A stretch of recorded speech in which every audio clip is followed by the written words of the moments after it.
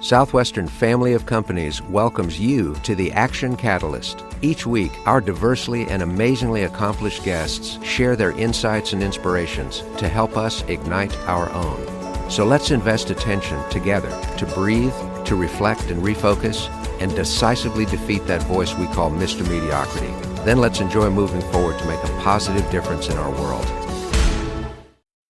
Today, Dan Moore will interview Jason Harris. Jason is the CEO of the award-winning creative agency Mekanism and the co-founder of the Creative Alliance. He works closely with brands through a blend of soul and science to create provocative campaigns that engage audiences. Iconic brands include Peloton, Ben & Jerry's, HBO, and the United Nations. Harris has been named in the top 10 most influential social impact leaders, and his methods are studied in cases at Harvard Business School. His new book, The Soulful Art of Persuasion, launched in September on the Wall Street Journal's bestseller list for business books, and we are looking forward to hearing all about it. Stay tuned for this episode. Well, welcome to the Action Catalyst. We are so excited today to have Jason Harris with us. Jason comes to us by way of his studio in New York. That's where he spends a lot of his time. He is somebody that has done a great deal to help people understand messaging, and he's gotten deeply into the subject of messaging, and we're going to hear from him today about his new book, which is called The Soulful Art of Persuasion. And I absolutely love the title, and Jason, we want to hear all about it. So welcome to the Action Catalyst. Thanks for having me on the Action Catalyst. Great to be here. Well, that is so cool. You've been in the advertising field and done an amazing job with that.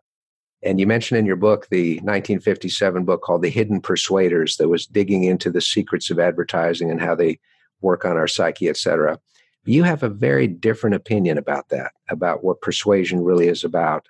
And I'd love to hear you kind of explain that and then go into how you came up with this whole notion that it is soulful rather than psychological, and that it is character-based rather than manipulation-based.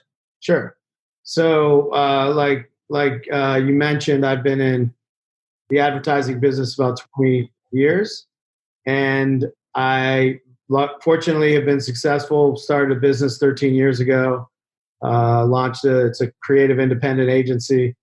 We got about 4 offices now, and I sort of naturally sold and pitched my services in a way that was a little bit different than a lot of the business books that I had read, and a lot of different takes on advertising, like The Hidden Persuaders, or even like Dale Carnegie's How to Win Friends and Influence People, and those types of books that are about pitching and selling. And so I try to break down the way that I do it into a methodology that is counterintuitive to a lot of the sales books out there. And the 4 principles are break them down real quick. It's original, which is really about leaning into who you are, what your beliefs are, what makes you you, what your unique traits are. And it goes against the mirror and matching method of sales. So that's first principle is original. Second is generosity. And that's really about giving things away without expecting anything in return. And when you do that, it comes back with compound interest. You don't know how or when, but generosity leads to a lot of success. And being a generous person can be giving away time, advice, connections, even gifts sometimes. And the third principle is being an empathetic person. It's empathy. It's understanding that people at our root, we're 99.9% the same. We all share the same DNA. There's 0.1% in each of us that make us different. And with that difference, unfortunately, today has really sort of bifurcated and put us into different boxes.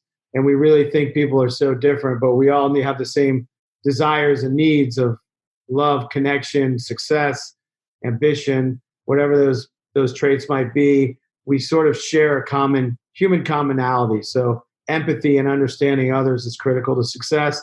The final principle is this idea of soulful. And soulful to me is about matching your skills. We all have, in business and in life, we all have certain skills that we've mastered. Maybe not a ton, but 3 to 5 things that we've mastered in our life. And soulfulness is about pairing those skills with a purpose, giving back some way to make the world a better place. And that inspires others and kind of elevates you and makes you more successful. So those are the basic principles. And then there's habits that fall out of those principles that you build your character around. Well, if you don't mind, I'd like to ask you questions about some of those habits and have you expand that for us. Sure. That'd be okay. One of the ones I was really intrigued by was when you said never be closing. Yeah. So many sales books always say, remember the ABCs of selling, always be closing. Yeah. So I'm really intrigued by that one. So please blow that up for us. Sure. Yeah. So, I mean, like most people, I was enthralled with Glenn Ross play, and then the movie that Alec Baldwin famously starred in. And when he had that line, always be closing, that sort of has been a stalwart sales mantra of getting to a yes. And I found that was sort of not naturally my character. And the thing that I've followed is the antithesis of that, which is never be closing, which is not to look at pitches or work or relationships as transactional, but really think of them as playing the long game and building relationships over time, and thinking of every time I hear a no in my head, I hear no for right now. And I try to maintain those relationships in whatever sector. If you're pitching a retail client or automotive or whatever industry it might be, you get a lot of no's in business. And if you mentally check in that you're not trying to close, but you're trying to maintain those relationships somehow by keeping up with those relationships and playing the long game, you're going to get a lead, you're going to get a referral, you're going to even win that business. A lot of times we pitch business that we don't win. We maintain those relationships, and 2 years later, when someone does something wrong, they'll call us and bring us in because we haven't pitched, we haven't left that relationship in the dust and then moved on. We maintain all those relationships, so right. It works really well. Sounds like it's the epitome of the win-win as opposed to the typical thinking of they win. If my client loses, meaning they give me money, I win money. You're much more into adding value. Much more into adding value, and it's about relationship building, which is hard. When you're starting a business, you need those wins, or when you have shareholders to report to and you have quarterly goals, it's really hard to have that long-term mindset. But as you know, I mean, you've had a successful business, successful consulting company. Business is a marathon, and never be closing is just a great mantra to keep in mind. Right. Well, that's because closing involves bringing something to an end, and the good relationships don't ever come to an end. That's true. They just keep going. I think that's great. Now, the first subpoint you put under your principle of being original, you say, be yourself. Yeah. We all got our quirks, we've got our uniquenesses, et cetera. How do you help a person really identify what those are so that they're not just putting on a veneer of what they think they're supposed to look like, which eventually cracks and falls apart? Yeah, I like that cracks and falls apart idea. I think following Oscar Wilde's advice of be yourself, everyone else has already taken. One way that I really do that, which I've had to train, this isn't something I was innately born with, but the power of storytelling is a great way to put yourself out there and be original, and capturing stories in a journal or a notebook, thinking about pivotal moments in your life that have transformed you with a lesson or a takeaway, things that you're interested in, movies that you love, books that you that spark to you, the takeaway from those books, and putting them into a story really helps, I think, both internally within a company and externally when you're trying to put your whole self out there. We have a lot of stories internally that are sort of folklore in the company of mistakes or failures we've made, and those become lessons to others to not do the same things that we've done that have backfired. And I think collecting stories about yourself, about your business, is one way to be vulnerable to someone that you're pitching or selling to, but it's also opening the kimono and showing someone your true self. It's not saying that, I never fail or I'm perfect. I've got a great track record. Also, things that you're interested in, what interests you have. In my office, I have a lot of artwork over on this wall, different bands that I love, music that sparks to me. So when a client comes in here, they might not have the same taste in music that I have, but they understand that I'm like a hardcore music aficionado. So there might be a connection point where we can talk about, or they're into something else. But the fact that I'm into what I'm into and I'm not afraid to talk about it and show it and mention it, I think allows the other person to be more free and more of themselves than sort of a discussion about the weather or talking about someone's golf game. I think it really allows you to really get into the unique things that make you you. Right. And it also shows you have a sense of humor about yourself. That's right. Yeah, that's really important. Not to take yourself too seriously. Yeah. Well, it's true, because it's really easy to do that and it doesn't help get anywhere. Yeah. Now, you also talk a lot about generosity, that giving is not give so you get immediately. It's almost giving for its own sake. Can you expand on that just a little bit? Sure. Yeah, I think, one thing that I've changed a lot in the way that I work is whenever someone asks me for a favor or a connection or time or advice, being busy running a business, your first inclination is that you don't have time.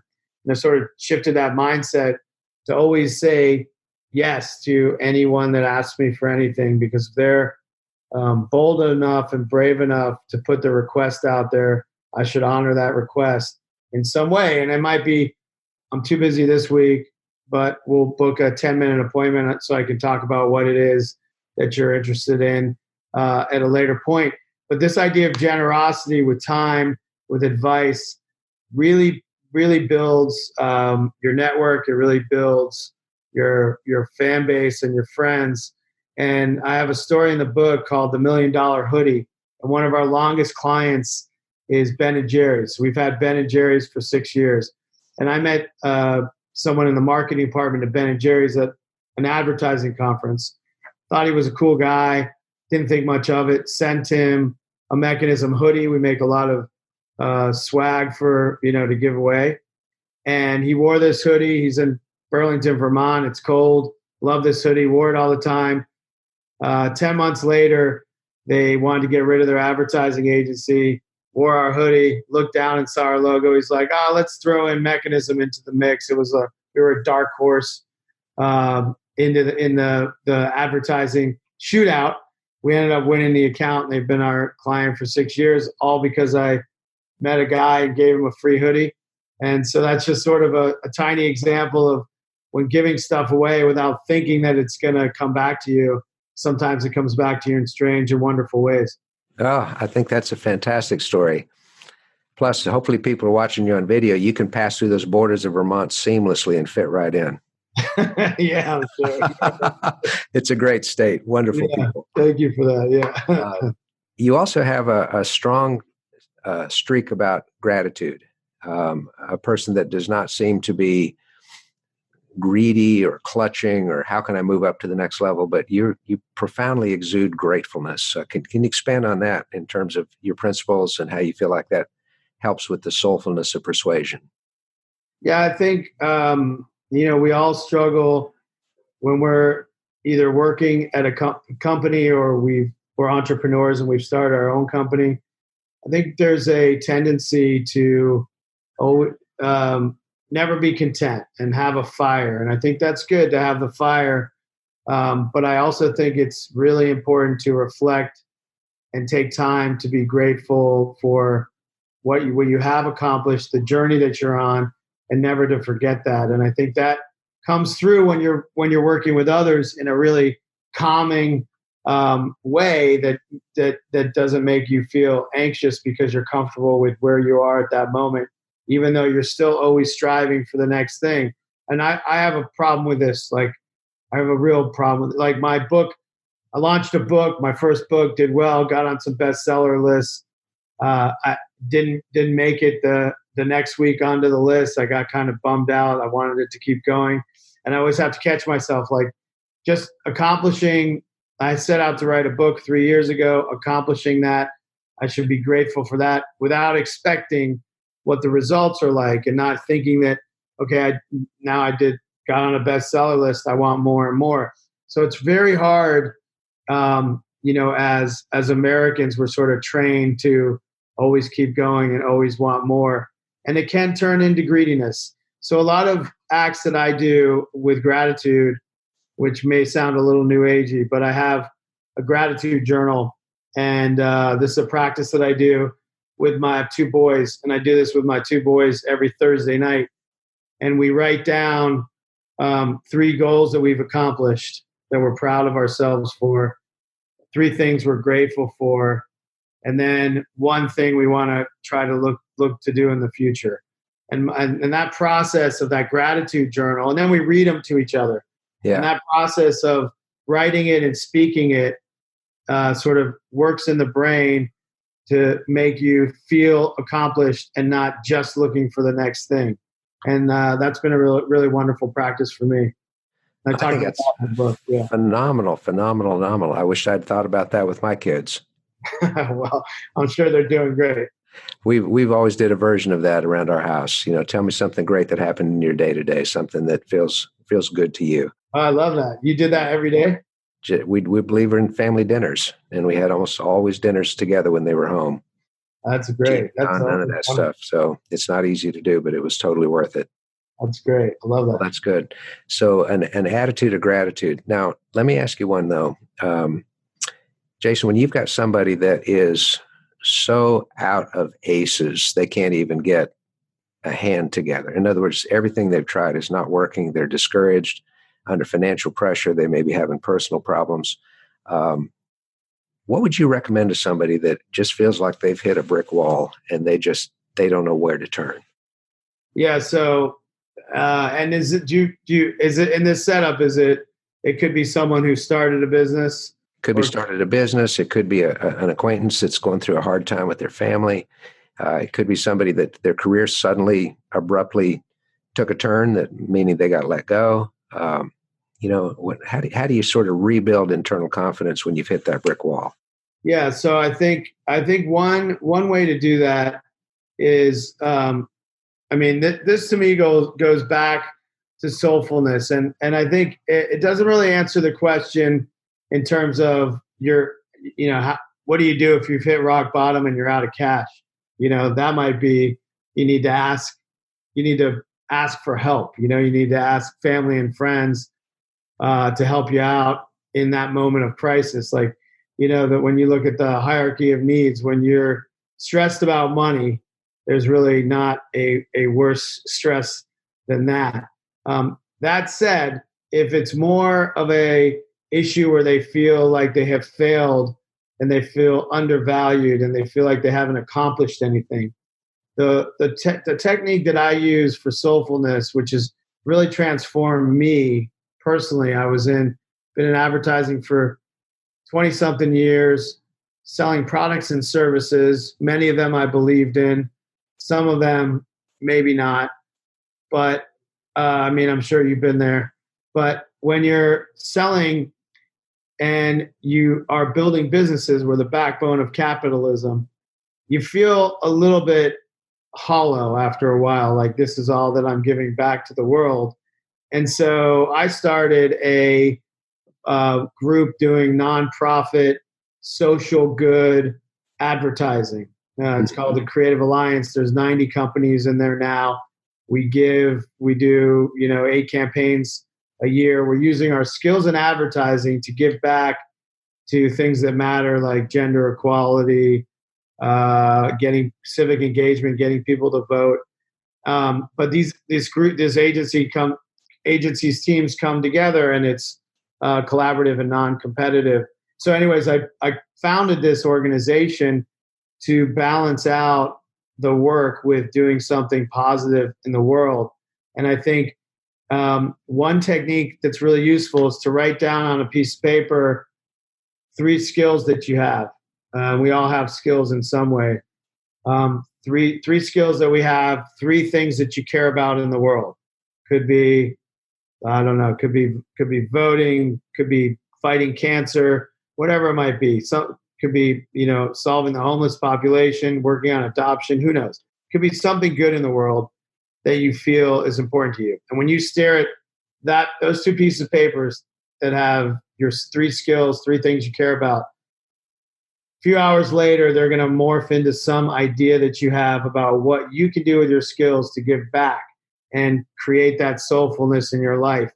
And I think when you have that to fall back on, the career setbacks that happen aren't as demoralizing because you have this strength internally that you're giving back and you're inspirational and you're helping others.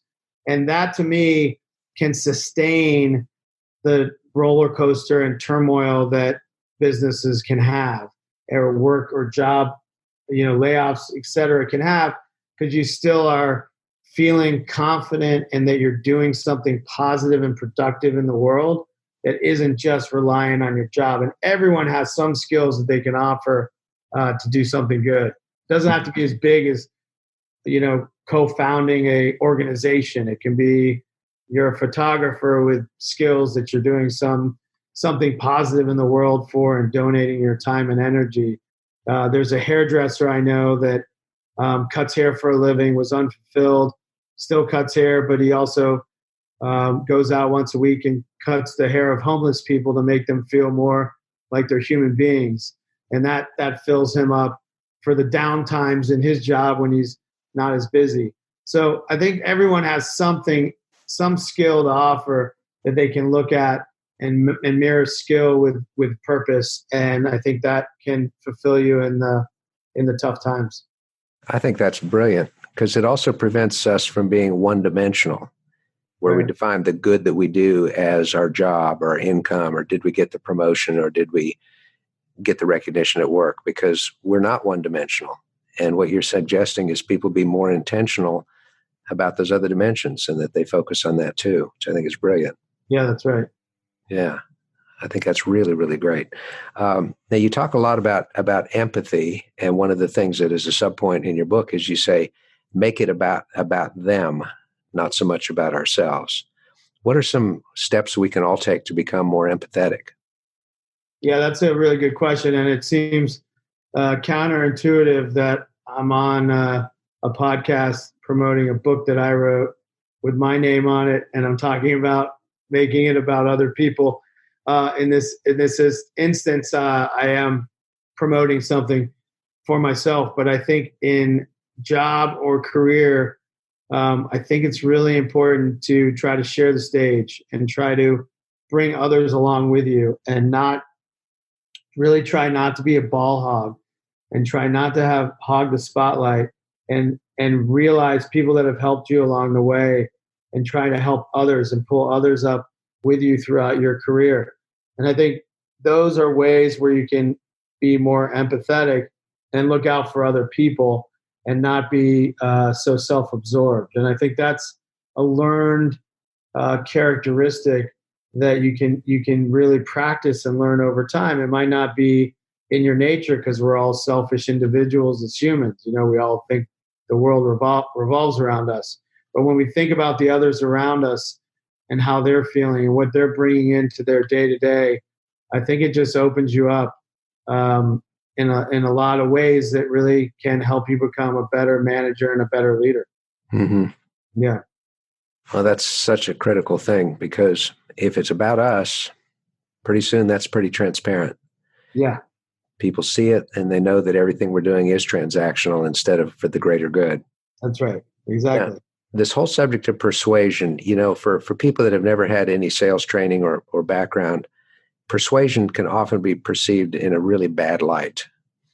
And you make a big distinction in your book about the difference between the soulful type of persuasion and the kind that is just pitch and close. Do we all need to become better persuaders?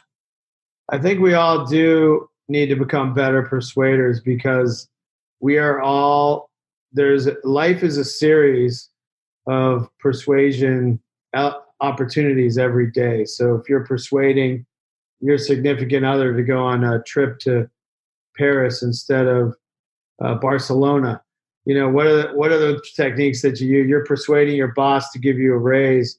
You're persuading your kids to get ready for school. Life is a sort of micro moments of persuasion. So I think no matter what profession or what area of work or life you reside in, persuasion is just happening all around us all the time. And I think there's other ways of manipulation. There's other ways of persuasion. One great thing that I always mention is a negative persuasive technique that can be very effective. And I related in advertising, where in 1964, Lyndon Johnson was running for president, and there was a famous ad called Daisy, and he was running against Barry Goldwater, and he did a ad that ran one time that had a 5-year-old girl picking daisies in a field. I don't know if you remember that. And there was a nuclear explosion. Nuclear bomb in the background. Yeah. There was a nuclear explosion, and the copy was something like, vote Johnson, the stakes are too high. And that was super effective, and it worked. It's an example of persuasion, but it was basically saying, vote for me or die. It was a very specific way to persuade voters. I don't necessarily believe in fear or scare tactics in terms of persuasion, but they certainly work. I mean, you can see throughout history just examples of persuasion that has been led by propaganda and fear-based persuasion. So that exists too. So persuasion is sort of a loaded word, which is why I added the soulful part to it. Because to me, persuasion is about positivity, and it's about your character, and it's about people understanding when they meet you that you're grounded and you stand for something, you have a belief system that you're putting out there. So to me, that's why I think we all need to be persuasive people.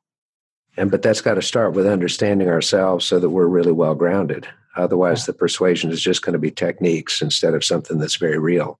That's right. And I talk a lot in the book about writing down your belief system and what you believe in, and how you see yourself in the world and your interests.